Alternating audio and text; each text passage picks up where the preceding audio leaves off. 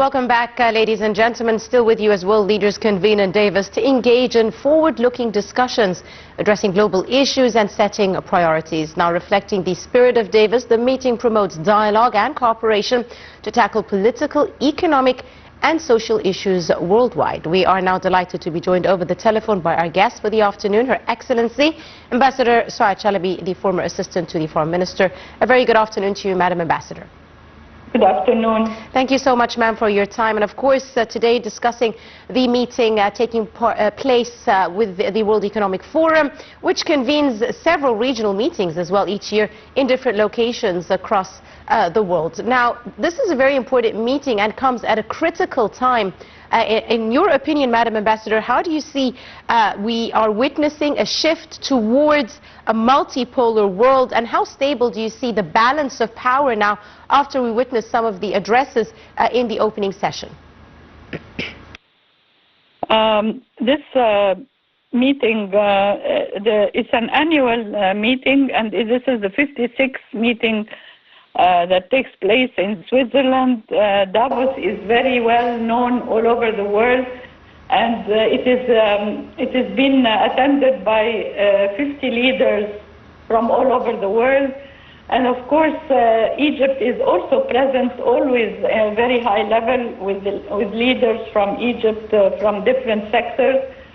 And this year is the spirit of dialogue, and it is of course important because it tackles the issues of openness and cooperation, and this is very much needed in our contested world. Yes, absolutely. So this meeting is very important because it brings together leaders from all over the world and also experienced expertise from also different sectors in economy, in politics, in climate, in technology and innovation. Indeed. Now, Madam Ambassador, why, in your opinion, of course, is Egypt very keen to be present and attend the World Economic Forum in Davos, of course, expecting President Sisi's participation? How do you read this attendance in light of the state's keenness to also display its economic reforms and its ongoing plan for sustainable development? Well, as you know, that President Sisi and Egypt is very keen on following the strategy of innovation and technology, yes, fast technology, and this is why it is important for Egypt to be present to know what's happening in promoting and in investments in the field of future technology and growth in the field of AI. And of course, it is important also to know that Egypt is looking to the future for full digitalization, and also to be a part of the world's development in the field of global technology.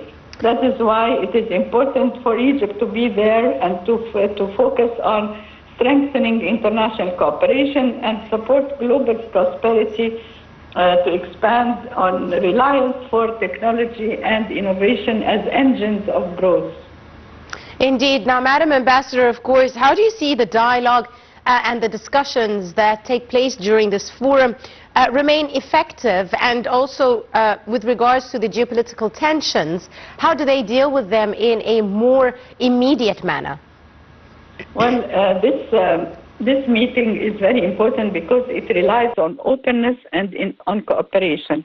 Transparency between the leaders is very important. That is why they discuss and they unlock new sources of growth and investment in people, because human capital is very important, and the leaders are there to rebuild their trust and work together for a better future, whether it is economic or social, or in the field of climate, or in the field of technology and innovation.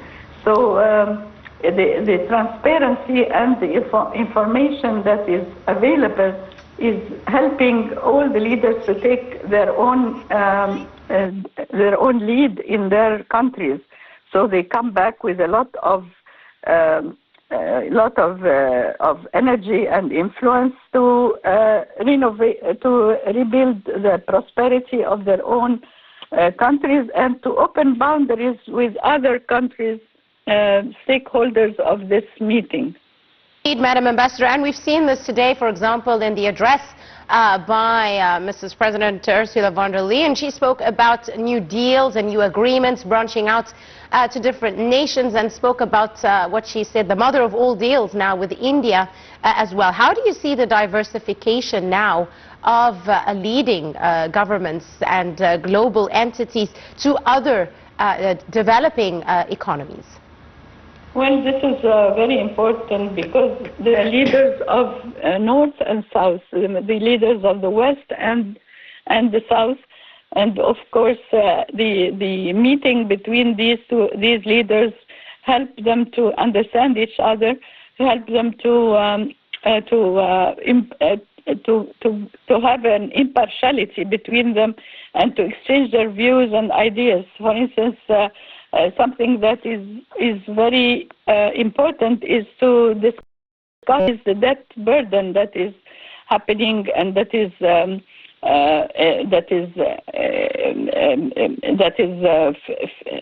will help to deliver stability to the relationship between the North and South.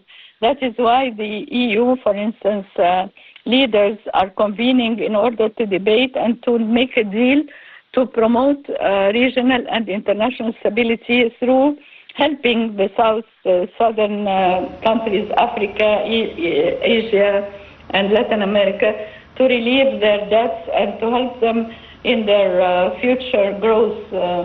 And there is also an important meeting which will take place called Future of Growth Champions. Yes. And Minister Rania Al-Mashat will be attending this roundtable because Egypt is one of the countries that is supposed to be a champion in growth.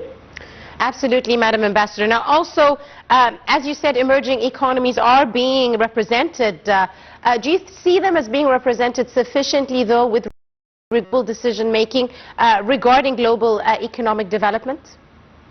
Well, of course, it is important to be present and to express the willingness to cooperate and to.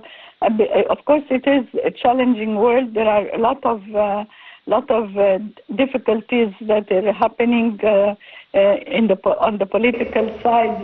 There are a lot of problems, but at least if the leaders have a will and they can manage to cooperate and take their peoples into another step further to enhance the cooperation between them and also to open markets. So this is a very good opportunity for decision makers and representatives of international organizations and business leaders to meet together from different parts of the world and to see what are the problems, what are the challenges, whether they are political or economic, and of course to invest in opportunities and partnerships is the most important in these meetings. Absolutely, Madam Ambassador. Now, climate change is another hot topic on the agenda of the discussions. Do you see climate finance commitments matching the scale of the challenges discussed at Davos, in your opinion? Well, it is important to represent Egypt's vision and in climate change, which is the strategy for 2030, and the participation of also Minister Rania Al-Mashat in the meeting, which will take place also in Davos, called Mobilizing Investment for Clean Energy in Emerging Economies. That means that this will involve Egyptian vision towards the future of clean energy. And of course, as you know, Egypt has been attending all the international climate change meetings which took place since Sharm el-Sheikh and later on in Emirates and in Brazil.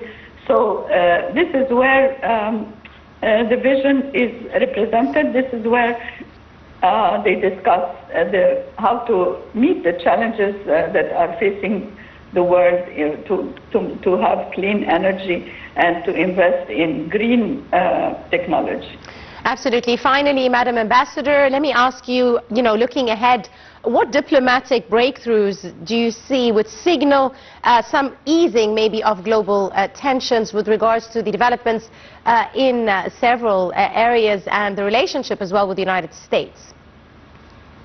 Well, if bilateral meetings could take place, like for instance between President Sisi and President Trump, it will be a good opportunity for the future of the negotiations between the two leaders regarding the Middle East and the situation in Gaza and the peace, the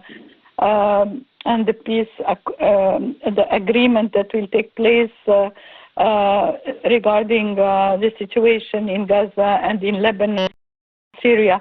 So, of course, the emerging also problems with Sudan and Yemen.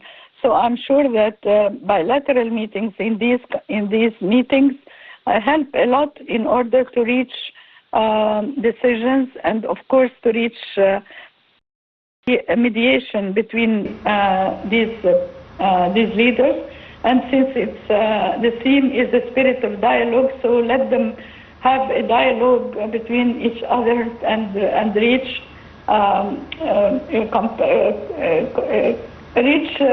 decisions that are going to be peaceful for all the region. Absolutely right. I'll leave it at that. I'd like to thank you very much, Your Excellency, Ambassador Saad Chalabi, the former Assistant to Foreign Minister. Thank you, ma'am, for your time and your insight and for joining us this afternoon on Nile TV International and our continued coverage of the World Economic Forum meetings. Ladies and gentlemen, we take a short break and we'll be right back at the top of the hour for further updates.